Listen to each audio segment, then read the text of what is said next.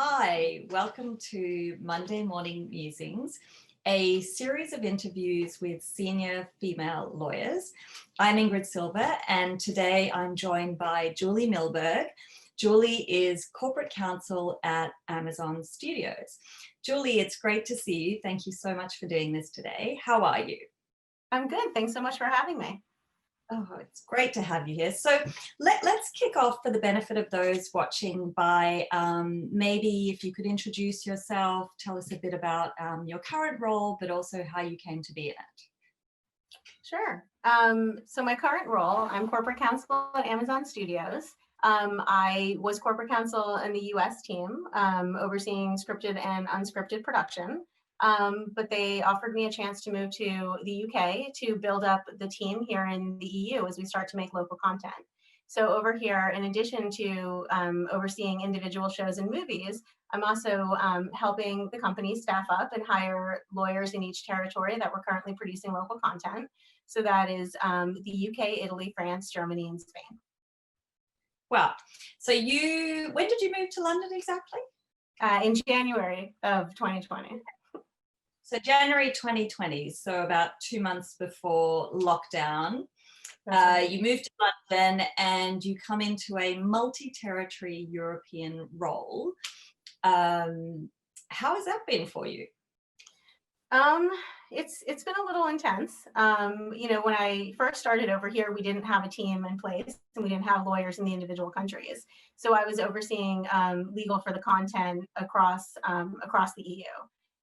Myself, I was working with some great local counsel, but I was still the only Amazon lawyer on the projects.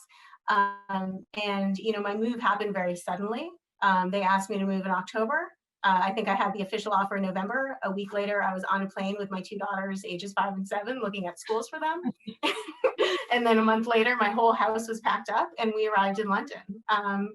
So it was a bit of a whirlwind to get over here, both professionally and personally. And then, as you said, about 2 months later, I started hearing reports out of Italy from our executives there that it looked like the virus that everyone thought was kind of contained to China had hit in Italy, and we were getting concerned about our productions that we were ramping up there and currently in production on. And so we looked at it, and of course, everyone knows in Italy it basically locked down overnight, and it was the first one in the EU to do so. So pretty much immediately upon arriving, I was looking at being legal counsel on over 40 shows in various stages of pre-production and production, and trying to deal with the first global pandemic we'd seen in my lifetime. So it was a bit of a whirlwind, while also unpacking a house and introducing 2 kids to a totally new schooling system. Yeah. Wow. So new job, new country, new role, and a pandemic thrown in the mix. That's right. It must have been completely surreal to you. So that's now sort of going back, I guess, 7 or 8 months, maybe even more, I guess, 10 months or so, because you almost had an early taste of what the rest of us were going to be dealing with in terms of dealing with Italy.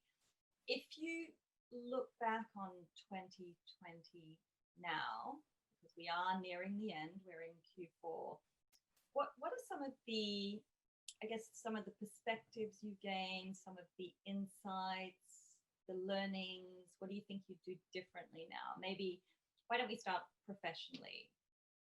And lots has happened in 2020 beyond the pandemic. Obviously, we've seen BLM, RBG has died, the world has shifted in so many ways.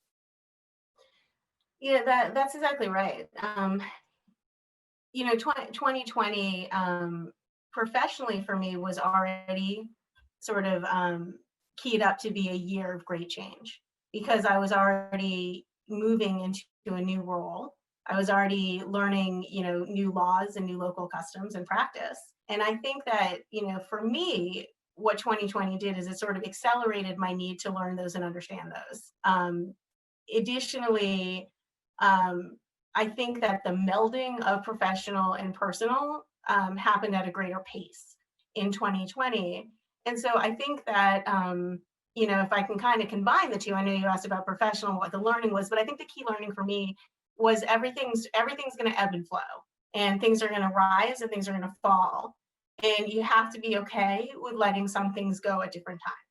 So sometimes work is going to take precedent, and you're going to have to work, and you're going to have to work at a pace where you're on calls until midnight, and you're working on, and you're, kind of going through things, and you're up again at, 5 in the morning, continuing to work. And at that point, you just have to make sure that family's okay, and that that's okay. And then there's going to be other times when family is going to take over. And that definitely happened, I think, for most of us in 2020. I mean, having to deal with the homeschooling in a new country, while also, dealing with 40 shows at various stages of shutdown or production, and, different employment laws and different COVID restrictions in different countries, what was pretty intense. But sometimes, the work has to go on hold, and work has to be okay with that. I'm very fortunate because Amazon definitely sees that, and they sort of allow you to do the ebb and flow. And I think that the work from home allowed that a lot as well. And so I think that, my big takeaway from 2020 is you're not going to be 100% perfect all the time for everyone, and that has to be okay. That's interesting, but because it's quite consistent with themes that have come through in other discussions I've been having around sort of the need to be kind to yourself and letting go of that perfectionism that we lawyers tend to cling to. But That's I guess right. there's something also about maturity and judgment, understanding which bits need to take priority when. And you mentioned acceleration, and it sort of feels like this huge shift in our lives has accelerated our ability to make those judgments much faster about when we need to prioritize work and when we need to, I had a 4-year-old flood a bathroom while I was on one of these sorts of calls, although it was a much more intense call. And that was a big learning for me, because I realized that actually preserving the house and my child's physical safety occasionally had to take priority over the work call. But do you feel your ability to sort of judge and make those decisions and ride those ebbs and flows has changed? Do you think you'll go back to how you were before, or? No, I think it's changed, and I think you're right that it's really about being kind to yourself as you approach each different situation. So, be kind to yourself. If you do have to put that call on hold, or say you'll call someone right back because your kids flooded the bathroom, but also, be kind to yourself if maybe you have to work through one dinner one night. I mean, I think it's hard for kids to understand that, but I think at the end of the day, they'll be happier with you if you were focused on them versus if you were at the dinner table with them answering emails. And so I think that just allowing yourself the understanding of who you are and how you work and how you parent is really, really important, and being kind to yourself while you do that. And you mentioned earlier the fact that you had to get to grips very quickly with new cultures and ways of operating and so on. So you've come to London with, I guess, fundamentally a US perspective, both professionally and personally. Your culture is American. You've been parachuted into Europe and into this very bizarre situation. And a few months into the pandemic and your new role, BLM happened. Mm-hmm. How have you perceived all those events and how they've unfolded through the various lenses that you're seeing the world through at the moment? Well, it's been really interesting to see what's happening in the US but not be there. So things that were happening in Los Angeles that I was seeing in the news were blocks away from my house. And it was very surreal to see it. That said, from my own perspective, and a way that my parents raised me, my parents were very involved in the civil rights movement in the 60s. And so I was always fairly aware of the issues. The school I went to, I grew up in Boston, Massachusetts, and the school I went to was very progressively liberal. And they would take an entire day every year to address issues of diversity, inclusion, et cetera. So I think that I always knew, I considered myself fairly well aware of these issues. But I think that the thing that shocked me the most was realizing, even though I felt like I was aware of it, hearing some of the stories told was just shocking. And so I was grateful, that a lot of friends that I had were able to post very personal stories or send emails to our groups about very personal stories relating to, issues that arose through the Black Lives Matter movement and the lens that was put on it. And so from my perspective, it allowed an entire new level of awareness, and an awareness that, I bring to work every day. Amazon actually has an incredible diversity and inclusion program. And, we look at the shows that we're doing, that we plan on making from a lens of diversity and inclusion, and how it will impact and hopefully move forward those conversations in the zeitgeist. When we look at staffing our shows, we try to have a consideration of how we can, consider that. Obviously not every show can have that in front of the camera or behind the camera, but it is something that we've been thinking about for a long time at studios, and that we try to move forward.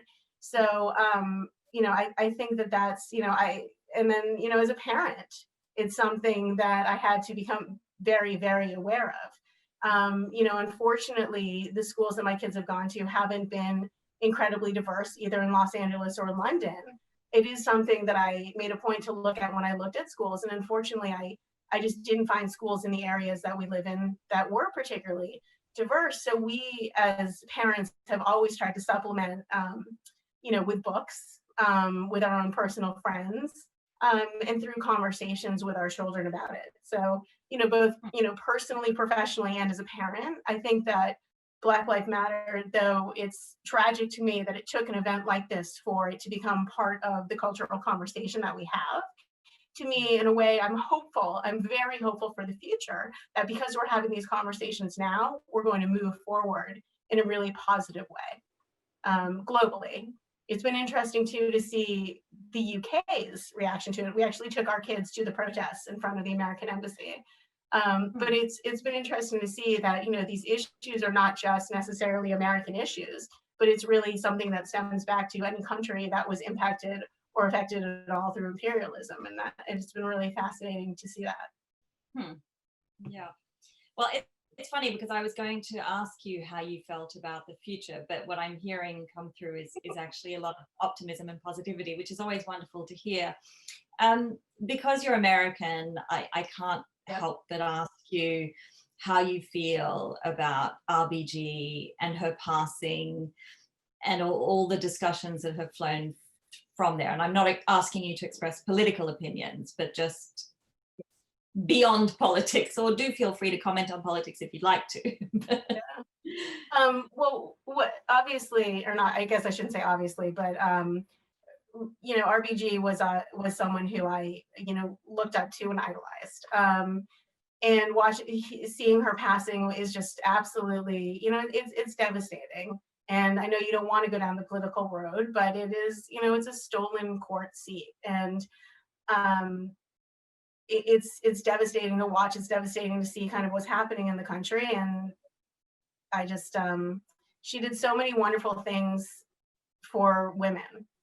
And I think it'll be really hard to see the court change if they do, the court to kind of take some of those things away and move in a different direction.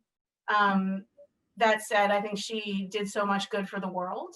And I'm personally grateful she did. I don't know that you or I would be sitting here having this conversation if she hadn't. Or living the lives we live. That's so absolutely true. Yeah. And the first thing you said in reaction to me asking you about her was role model. Yeah. So let's talk about role models a bit, because you've had a very interesting professional trajectory. You started in private practice. In fact, you started at Reed Smith, if I'm not wrong. Is that right? Was that your first firm? I did. Right. I did. I started as a lawyer at Reed Smith. I don't know if I've ever told you this before, but law is a second career for me. So I started on the creative side. I started as an assistant at a talent agency in Los Angeles, and then worked as an assistant at a production company. And then I went on to produce 4 independent movies before I went to law school. And then I started as a litigator at Reed Smith right out of law school. Huh. That's interesting, because that's not necessarily a conventional path for a lawyer to sort of have a previous career in something else. What are your thoughts on that? How did that affect the way you lawyer and approach your role? And what would you say to others about that sort of journey? Well, I think it was a benefit, particularly because I ended up practicing law in the field that I was in before. And I think it was a benefit because I approached law immediately as a real career, as opposed to someone who had just come straight from school. I sort of understood what it meant to be a worker and to work somewhere.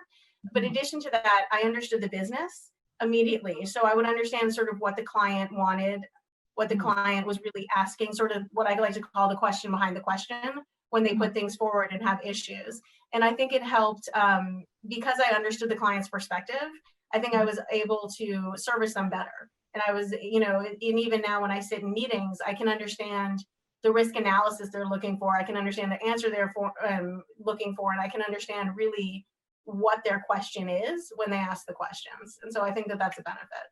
It's almost like you were hardwired to be commercial before you were trained to be legal in a way. And that kind of commercial instinct is a huge asset, I think, for all of us. And I think all lawyers aspire to be commercial and to learn that commerciality along the way. So what actually brought you to the law if you didn't start in law? That's a longer conversation, but you know, there was a couple different reasons. For starters, I saw the industry changing dynamically with with the startup of different streamers, different buyers, and I was on the film side, not the television side, when I was on the creative side. And I wanted to make these like important movies, but I started to realize nobody was paying for those. No one was paying for those to get made. And I looked at the industry and I thought that it was a super interesting time and that it was changing. And that what was really interesting to me at the time was that the business model was changing. People were selling to streamers. There were all these new buyers, but old buyers were sort of going away. And the way that we were putting movies together was changing dynamically. And I wanted to learn more about it. And through learning more about it, I realized that what was interesting to me was putting the deals together, not necessarily sitting with a writer in a room for 12 hours trying to explain to them how I thought their character should move forward in the story. And because of that, I thought, do I go to business school? Do I go to law school? Well, the truth, my dad's a lawyer, my grandfather's a lawyer, my great-grandfather's a lawyer. So I think that law school was sort of already, a preordained destination for me. To you. Exactly. And so, I did the whole, let's see what fate brings, and I'll sit and I'll, take a practice LSAT. And if I get over a certain score, then, I'll just take the LSAT and it'll be fine. And I crushed it. And then next thing I knew, I was sitting in a 1L property class. And I thought, oh God, how did I get there? So it's interesting that you were drawn to the legal profession by interest in the business model, the fact that things were changing and engaging with that. So we're now in a period of huge change. We all know that the media sector in particular has been massively affected by the pandemic in good ways and also more challenging ways. I mean, as you and I are speaking, the cinemas are closing down and that whole distribution model is breaking down. So do you have thoughts and views on where the media sector is headed and what's going to happen to business? I know that business models, it's a huge question, but... Yeah. I don't, because I think it would be somewhat naive to think that what we're experiencing right this minute in the middle of a global pandemic, it will necessarily set the entire future of the industry. So I do think for the short term, I think that, movie theaters are going to have a hard time. And I think movie theaters were already having a hard time. And they were having to change their model and become more of event destinations instead of sort of, everyone goes to the movie once a week to see, the latest romantic comedy or indie film. So I think that change was already afoot, and I think it definitely got accelerated. But I don't think we've seen the last of movie theaters.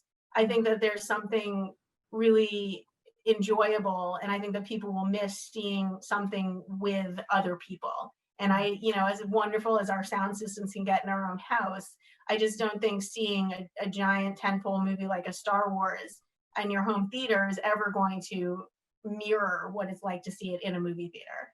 So, I think what we're seeing now, obviously, is the explosion of the streaming services. which is great for Amazon. And I think that we'll continue to see that, especially as, you know, home viewing experiences improve. But I think that in terms of movie theaters, that, you know, that we're watching them close, that there's going to be a second life for them. And I don't think anyone really knows what that is yet. No, and I think you're right. We're all sort of desperately craving that communal experience right now. I would give a lot to go hang out at the cinema with a box of popcorn. And then, what about the production side of things? Because obviously there's massive demand, as you said, and the streamers are booming. But how do we feed that machine when we're dealing with the challenges of the pandemic and what comes afterwards? Well, yeah, I mean, I think that that obviously is going to be a challenge, and I think that one of the things we're going to see is a greater explosion of animated products. I think particularly adult animation is about to have its heyday. I think we're going to see a lot of that, and I think, you know, we're also going to see more of a reliance on visual effects, particularly in places that we hadn't seen them before. So instead of showing a giant crowd scene that you fill with extras, you might use visual effects to show that crowd, just to kind of keep the cast and crew safe, at least in the interim, until, you know, we can get this pandemic under control. But I think you're going to start to see that. But that might be something that lasts. I mean, if it's cheaper to, you know, digitize a giant crowd scene, you might see that versus employing, yeah, extras going forward. Yeah. But yeah. And the interesting thing about the creative sector is, you know, by definition, it is creative and innovative, and there will always be a demand for good stories and quality content, whatever form it takes. Yes, no, I think that's right. Yeah, interesting. But I guess what we are prepared to consume is going to shift by dint of what's offered to us, and we're seeing that in sport as well, and the takeoff of esports and all those sorts of things. So Julie, we're probably coming to the end of our allocated time. This has been really fantastic, and I really appreciate you sharing some of your insights today.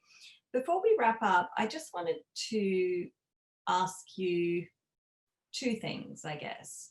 One is, professionally, given everything that you've been through in 2020, what are the greatest learnings you've taken away from that? And I'm going to give you a moment to think about that while I ask you the second question.